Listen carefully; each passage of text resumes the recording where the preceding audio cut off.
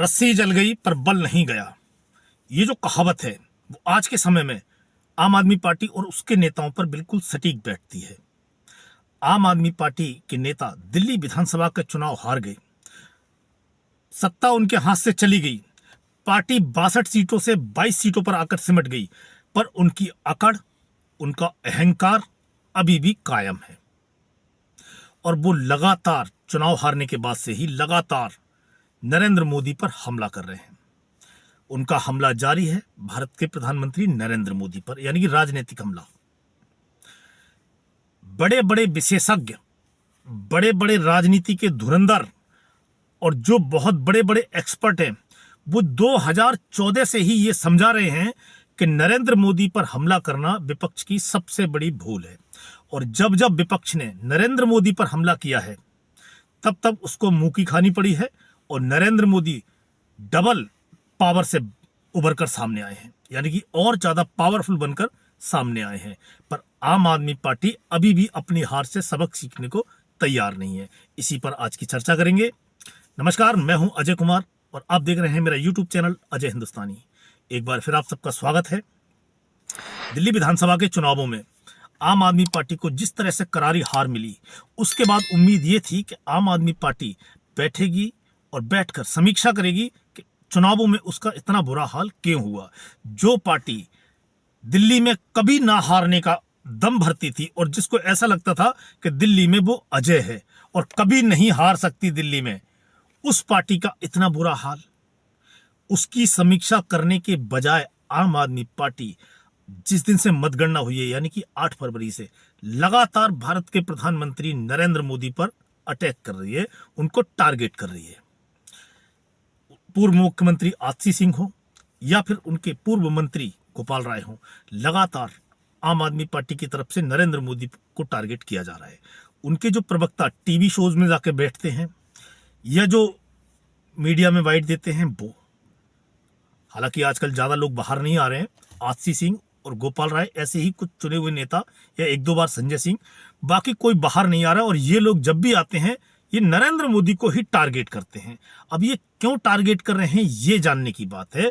और जो विशेषज्ञों की मैंने बात बताई, जो एक्सपर्ट की मैंने बात बताई, जो बुद्धिजीवी लोग हैं, जो राजनीति के जानकार हैं, उनकी बात बताई, तो बहुत सारे ऐसे एग्जाम्पल है कि जब नरेंद्र मोदी पर हमला हुआ है, राजनीतिक अटैक हुआ है, तो नरेंद्र मोदी ज्यादा ताकतवर बनकर सामने आए हैं। याद कीजिए 2014 का लोकसभा चुनाव। 2014 के लोकसभा चुनाव में भारतीय जनता पार्टी ने प्रधानमंत्री पद के लिए एनडीए की तरफ से नरेंद्र मोदी को नामित किया, यानी कि उनको प्रधानमंत्री पद का उम्मीदवार बताया। उसी समय कांग्रेस की वर्किंग कमेटी की मीटिंग चल रही थी, यानी कि कांग्रेस कार्य समिति की बैठक हो रही थी। कांग्रेस के तमाम बड़े नेता उस मीटिंग में आए हुए थे। उन्हीं में से एक नेता ने ऐसा बयान दिया कि पूरे चुनाव को मोड़ दिया नरेंद्र मोदी की तरफ। वो नेता थे मणिशंकर अय्यर, कांग्रेस के वरिष्ठ नेता, पूर्व केंद्रीय मंत्री मणिशंकर अय्यर। आप सब लोग मणिशंकर अय्यर को बड़े अच्छे से जानते और पहचानते होंगे। और मणिशंकर अय्यर के एक बयान ने नरेंद्र मोदी को हीरो बना दिया और पूरा चुनाव 2014 का वो भारतीय जनता पार्टी और नरेंद्र मोदी के फेवर में कर दिया। हुआ यह था कि मणिशंकर अय्यर ने वर्किंग कमेटी के बाहर आकर एक बयान दिया था कि एक चाय वाला कभी भी भारत का प्रधानमंत्री नहीं बन सकता और नरेंद्र मोदी जो भारत का प्रधानमंत्री बनने का सपना देख रहे हैं, उनका यह सपना कभी पूरा नहीं होगा। और अगर नरेंद्र मोदी चाय का स्टॉल खोलना चाहें तो हम, या एक चाय की टपरी खोलना चाहे, चाय की टपरी लगाना चाहें, तो कांग्रेस का जो ऑफिस है, कांग्रेस का जो दफ्तर है, उसके बाहर उनको हम जगह मुहैया करा देंगे, उनको जगह दिला देंगे। वहां पर आकर वो अपनी चाय की दुकान लगा सकते हैं, चाय बेच सकते हैं। पर एक चाय वाला कभी भी इस देश का प्रधानमंत्री नहीं बन सकता। ये जो बोल थे मणिशंकर अय्यर के, ये जो बयान था मणिशंकर अय्यर का, इसने नरेंद्र मोदी के लिए टॉनिक का काम किया। और नरेंद्र मोदी उस समय इतने पावरफुल बनकर उभरे कि भारतीय जनता पार्टी का जब से गठन हुआ था तब से और 2014 की लोकसभा चुनाव तक कभी अपने दम पर केंद्र में सरकार नहीं बना पाई थी। 6 साल जो अटल बिहारी वाजपेयी ने केंद्र में सरकार चलाई वो गठबंधन की सरकार थी, पर 2014 के चुनाव में भारतीय जनता पार्टी अपने दम पर केंद्र में बहुमत हासिल करने में कामयाब हो जाती है। हालांकि उसके साथ उसका गठबंधन एनडीए भी था, पर भारतीय जनता पार्टी अपने दम पर बहुमत का आंकड़ा छू लेती है और केंद्र में एक मजबूत सरकार बनाती है। 2014 का एग्जाम्पल आपने सुन लिया, देख लिया। अब बात करते हैं 2019 की। 2019 में भारत सरकार और फ्रांस सरकार के बीच में राफेल लड़ाकू विमान की डील होती है।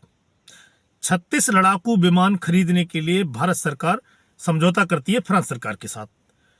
उस समझौते के बाद कांग्रेस के तत्कालीन अध्यक्ष और वरिष्ठ नेता राहुल गांधी एक बार फिर गलती कर बैठते हैं और वो नरेंद्र मोदी को टारगेट करते हैं और नरेंद्र मोदी पर हमला करते हैं।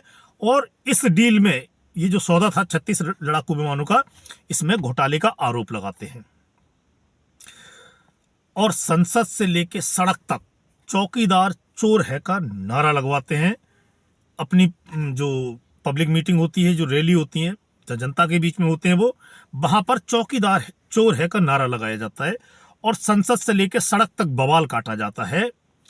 नतीजा ये हुआ कि 2014 के मुकाबले 2019 में नरेंद्र मोदी और ज्यादा मजबूत हो जाते हैं। जितनी सीटें उन्होंने 2014 के लोकसभा चुनाव में जीती थी, उससे ज्यादा 2019 के लोकसभा चुनाव में जीतने में कामयाब हो जाते हैं। ये दो एग्जाम्पल थे जब नरेंद्र मोदी को टारगेट करके विपक्ष ने हमला किया था और दोनों बार मुंह की खाई थी और नरेंद्र मोदी एक बार फिर से ताकतवर बन के सामने आए थे। नरेंद्र मोदी जब उभर कर सामने आए 2019 में, तो एक मुझे घटना याद आती है रामायण की। रामायण में एक किरदार है बाली। बाली को यह वरदान था कि जो भी उससे युद्ध करने जाएगा, उसके सामने जाके लड़ाई करेगा, उसका आधा बल यानी कि आधी ताकत बाली के अंदर आ जाएगी और बाली जीत जाता था। यही ऐसा ही कुछ लग रहा है मुझे नरेंद्र मोदी और कांग्रेस में। कांग्रेस ने जब जब नरेंद्र मोदी पर हमला करने की कोशिश की, नरेंद्र मोदी को टारगेट करने की कोशिश की, नरेंद्र मोदी डबल ताकतवर हो जाते थे। मतलब जैसे बाली को सामने वाली की आधी ताकत मिल जाती थी, इसी तरह नरेंद्र मोदी को जब जब हमला करने जाती कांग्रेस, तभी तभी नरेंद्र मोदी और ताकतवर हो जाते हैं। ये तो मैंने एग्जाम्पल दिया कांग्रेस पार्टी का। अब आम आदमी पार्टी नरेंद्र मोदी को टारगेट कर रही है और एक योजना को लेकर कर रही है, वो है महिला समृद्धि योजना, जो दिल्ली में प्रधानमंत्री मोदी ने अपने चुनाव प्रचार के दौरान वादा किया था दिल्ली की जनता से कि भारतीय जनता पार्टी जब भी सत्ता में आएगी दिल्ली में, महिला समृद्धि योजना या फिर महिला सम्मान योजना के तहत 18 वर्ष की आयु से ऊपर वाली हर महिला को दिल्ली में 2500 रुपए उसके अकाउंट में जमा किए जाएंगे हर महीने। बहुत सारे वादे किए गए थे चुनाव प्रचार में और सारी पार्टियां करती हैं, नरेंद्र मोदी ने भी किया, भारतीय जनता पार्टी के तमाम नेताओं ने इस वादे को दोहराया। मगर आम आदमी पार्टी जिस दिन से मतगणना हुई है, यानी कि 8 फरवरी से, और जिस दिन तक सरकार गठन हुई थी 20 फरवरी तक, 8 फरवरी से 20 फरवरी के बीच में ही कई प्रेस कॉन्फ्रेंस करके, कई पत्रकार वार्ता करके ये आरोप लगा चुकी थी कि भारतीय जनता पार्टी की अब सरकार बनेगी और वो बहाने बनाएगी और ये जो योजना है महिला समृद्धि योजना, इससे अपना हाथ खींच लेगी और दिल्ली की सरकार के पास पैसा ना होने का, खजाना खाली होने का आरोप लगाएगी। और ये बात कहीं तक सही साबित हुई। जैसे ही 20 फरवरी को जो नई मुख्यमंत्री रेखा गुप्ता ने शपथ ली, शाम 7 बजे उनके कैबिनेट की उनके साथ औपचारिक मीटिंग हुई। उसी शाम को आतिशी सिंह बाहर आती हैं, यानी कि एक बयान जारी करती हैं कि अब कैबिनेट की पहली मीटिंग हो गई है और अब भारतीय जनता पार्टी उसका ऐलान करे महिला सम्मान योजना का, जिसके तहत 2500 रुपए दिए जाने हैं। पर उस मीटिंग में इस पर चर्चा तो हुई और पूरी पार्टी और खुद मुख्यमंत्री रेखा गुप्ता ने ये बोला था कि हम इस स्कीम को लागू करेंगे 100%, 1000%। पर आम आदमी पार्टी को बर्दाश्त ही नहीं हुआ, भाई उसको सवार ही नहीं हुआ कि नहीं इस पर अभी घोषणा करो। उसके बाद 20 तारीख को सरकार गठन हुई। उसके बाद लगातार आतिशी सिंह और तमाम आम आदमी पार्टी के नेता इस पर राजनीति कर रहे हैं। सरकार गठन के बाद आतिशी सिंह ने जितनी भी प्रेस कॉन्फ्रेंस की है आज तक, आज जब मैं वीडियो बना रहा हूं तब तक अपनी ऐसी एक प्रेस कॉन्फ्रेंस उन्होंने नहीं की है जिसमें महिला सम्मान योजना का उन्होंने नाम न लिया हो और भारतीय जनता पार्टी पर दबाव न डाला हो। सबसे पहली बात, मैं अपने कई वीडियो में आपको बता चुका हूं कि दिल्ली सरकार की जो वित्तीय हालत है, जो खजाना है दिल्ली सरकार का, आम आदमी पार्टी जाते जाते उसको खाली करके गई है और दिल्ली सरकार के पास वाकई में पैसा नहीं है। और इस पे जो दिल्ली की जो नई सरकार है उसको श्वेत पत्र लाना चाहिए और ये बताना चाहिए कि भाई दिल्ली सरकार के पास कितना खजाना छोड़ के गई थी आम आदमी पार्टी जब उसने कार्यभार ग्रहण किया है उस टाइम तक। हालांकि आम आदमी पार्टी की मुश्किलें अभी बढ़ेंगी, वो जो कैग रिपोर्ट है अभी वो विधानसभा के पटल पर रखी जाएगी तो उसकी मुसीबतें बढ़ेंगी। तो आम आदमी पार्टी की जो सरकार थी पिछली, वो खजाना खाली करके गई है। अब आम आदमी पार्टी नरेंद्र मोदी को क्यों टारगेट कर रही है? नरेंद्र मोदी से या भारतीय जनता पार्टी से आम आदमी पार्टी की जो टक्कर है अब वो निकट भविष्य में 1-2 साल तो नजर नहीं आ रही है, क्योंकि दिल्ली का विधानसभा चुनाव संपन्न हो गया, एमसीडी का चुनाव अभी है नहीं, गुजरात में आम आदमी पार्टी कोई बड़ी ताकत है नहीं, अब रहता है पंजाब। तो क्या पंजाब में भारतीय जनता पार्टी बहुत बड़ी पावर बनकर उभरने जा रही है अगले विधानसभा चुनाव में? क्योंकि आम आदमी पार्टी की जो रणनीति है, जिस तरह से वो आलोचना कर रहे हैं प्रधानमंत्री मोदी की, उससे तो यही लगता है कि आने वाले जो चुनाव है पंजाब में, विधानसभा जो चुनाव होगा, उसमें भारतीय जनता पार्टी, कांग्रेस पार्टी और अकाली दल बादल को पीछे छोड़कर राज्य में दूसरी सबसे बड़ी पावर बनकर उभरने वाली है। अगर कहीं ऐसा है तो ये भारतीय जनता पार्टी की जीत है और आम आदमी पार्टी की हार है। अगर भारतीय जनता पार्टी दूसरे नंबर की पार्टी भी बन जाती है पंजाब में, तो ये आम आदमी पार्टी की हार होगी और भारतीय जनता पार्टी की जीत होगी, क्योंकि पंजाब में भारतीय जनता पार्टी के पास खोने के लिए कुछ नहीं है। उसके पास जो भी है, जो भी उसको हासिल होगा वो बोनस होगा। अब तक उसके जो भी 2-4 विधायक बनते रहे थे वो अकाली दल बादल के साथ गठबंधन में बनते रहे थे। अभी फिलहाल अकाली दल बादल और भारतीय जनता पार्टी का पंजाब में गठबंधन नहीं है, तो जाहिर सी बात है कि जब गठबंधन नहीं है तो भारतीय जनता पार्टी अकेले चुनाव में लड़ेगी। चुनाव के समय तक अगर कोई गठबंधन बनता है बात अलग है। तो अगर पंजाब में आम आदमी पार्टी को लगता है कि भारतीय जनता पार्टी को रोकना है और भारतीय जनता पार्टी बड़ी पावर बन सकती है, शायद इसलिए वो नरेंद्र मोदी की लगातार आलोचना कर रहे हैं और लगातार प्रधानमंत्री मोदी को टारगेट कर रहे हैं और उन पर हमला कर रहे हैं।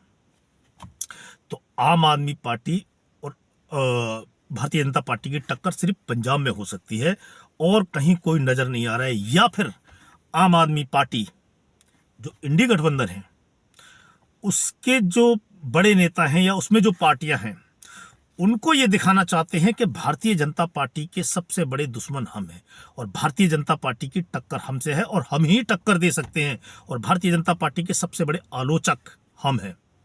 क्या हासिल करना चाहती है आम आदमी पार्टी अपने उस आलोचना में? तो आज के वीडियो में आगे देखते हैं क्या होता है। आज के वीडियो में इतना ही, मिलते हैं आपसे अगले वीडियो में, तब तक के लिए जय हिंद, जय भारत।